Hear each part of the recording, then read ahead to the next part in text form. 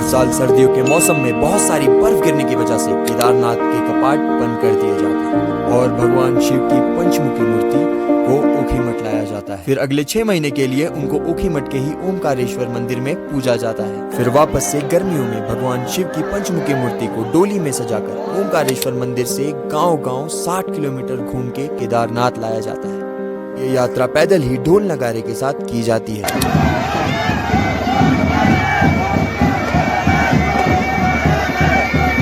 और ये यात्रा लगभग 4 दिन की होती है। और ये स्टोरी मैं इसलिए सुना रहा क्योंकि आगे आने वाले मेरे 4 दिन में मैं पैदल ये 60 किलोमीटर एक्सपीरियंस करने वाला हूँ, जहाँ मैं गांव-गांव जाके वहाँ के कल्चर और ट्रेडिशन को देख रहा हूँ।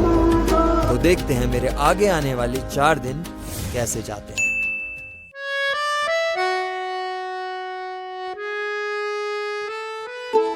तो उत्तराखंड के ऊखीमठ गांव से मेरी डोली यात्रा का पहला दिन शुरू होता है।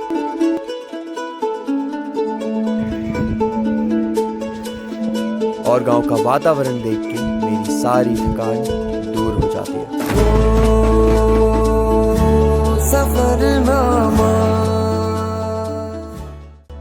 यहाँ से ही 60 किलोमीटर की केदारनाथ जो डोली यात्रा है वो यहाँ से निकलने वाली है। तो मेरे 50 दिन की शुरुआत मैं सोच रहा था यहीं से करूँ, क्योंकि कहीं ना कहीं मेरा जब जो पहला सोलो ट्रैकिंग था वो केदारनाथ में हुआ, तो अब इसकी जो शुरुआत है वो भी यहीं से करते हैं। यह है ऊखीमठ का ओमकारेश्वर मंदिर। और क्योंकि मैं अभी तक स्नान नहीं किया हुआ हूँ तो जाके नहाऊंगा, और क्योंकि बहुत थक गया हूँ तो मेरे को नहाना बहुत ज़रूरी है। तो मैं इतनी ठंडी में ठंडे पानी से नहा के मंदिर के बगल से ही भगवान के लिए फूल और धूप बत्ती ले लेता हूँ। और अंदर जाते ही मंदिर का माहौल देख के एक एनर्जी सी फील होती है।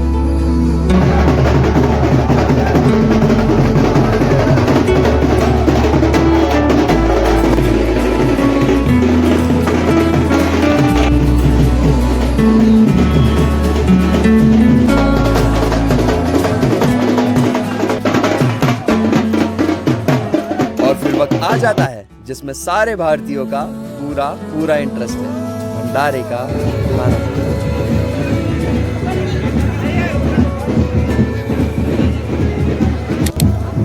सामान छोड़ दिया दुकान पे और यहाँ पे खाना खा रहा हूँ। अब भंडारे में इतना अच्छा खाना खाने के बाद अब वक्त आ जाता है जिसका सभी श्रद्धालुओं को इंतजार था। हमारी डोली यात्रा निकल पड़ती है।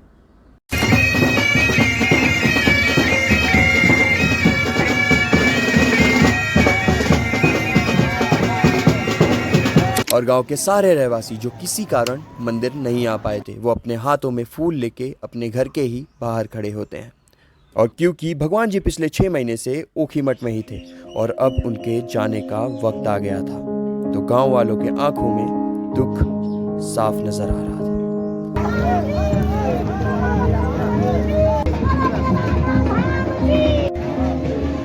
और इस माहौल को देख के मुझे ये सीखने मिला कि सभी के जिंदगी में अलग अलग तरह के दुख होते हैं और अंत में सब कुछ जाने देने का नाम ही जिंदगी है।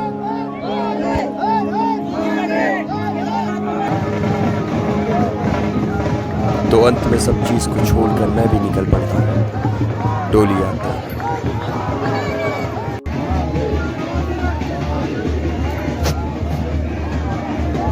सुंदर वादियों से होके मैं आगे की तरफ बढ़ ही रहा होता हूँ। इतने में मुझे ये रास्ता दिखता है। यहाँ से जाने वाली है वो तो ठीक है, बट फिर वहाँ से ऐसे चढ़ के पहाड़ पे जाना है वो भी ठीक है, मगर ये जो बैग है ये ठीक नहीं है। तो 18 किलोमीटर ऊखीमठ से गुप्तकाशी यात्रा के दौरान भगवान की डोली के लिए आराम स्थान बना होता है, जहाँ जो श्रद्धालु पैदल यात्रा कर रहे होते हैं उनके लिए खान पान की व्यवस्था भी की गई थी। से हम आराम करते करते आते हैं, वैसे भगवान जी भी यहाँ पे आराम करेंगे। उनका स्थान जो है यहाँ पे बिछाया हुआ है, यहाँ पे भगवान आके बैठेंगे। फिर जिसका डर था वही होता है। मैं थक के आराम करने लग जाता हूँ और डोली यात्रा बहुत आगे निकल जाती है। चुकी है।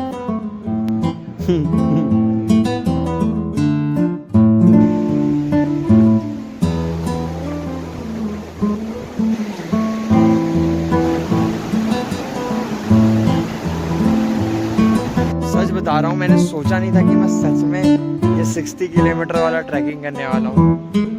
लाइक इतना भारी बैग लेके कौन सोच सकता है, ऊपर जाना है। तो मैं फिर से निकल पड़ता हूँ आगे की तरफ, और बस मुझे इतना पता होता है कि मुझे ऊपर की तरफ जाना है। कितना ब्यूटीफुल है।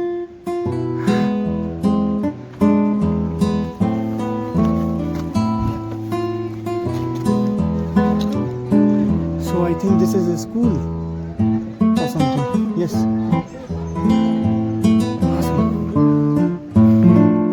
सॉरी, हम पाठक निकल चुके हैं वापस से एडवेंचर वाली लाइफ में, और उनको पता नहीं किधर जाना है, मगर वो चले जा रहे हैं क्योंकि यही लाइफ का दस्तूर है। तो ये पुराना स्कूल है जो टूट चुका है, और ये वाले रास्ते से जा रहे हैं। तो रास्तों में लोगों से रास्ते पूछते पूछते मैं पहुंच जाता हूँ वहां पे जहाँ पे आज हमारी डोली रुकी हुई है, गुप्त काशी। भैया जी से पूछने के बाद पता चलता है कि ये जो सुनसान रास्ता है ये जा रहा है ऊपर रोड पे, वहां से मुझे गुप्त काशी जाने के लिए रास्ता मिल जाएगा। तो मैं आ चुका हूँ गुप्त काशी, और यहाँ का जो मौसम है बहुत कुछ ज़्यादा ही सुहाना हो गया है, और देखते हैं क्या होता है।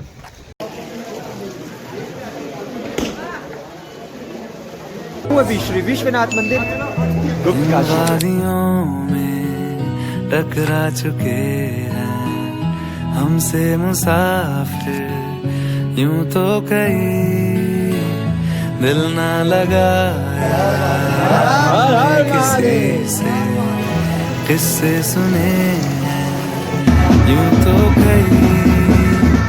ऐसे तुम मिले हो, ऐसे तुम मिले हो, जैसे मिल रही हो इत्र से हवा।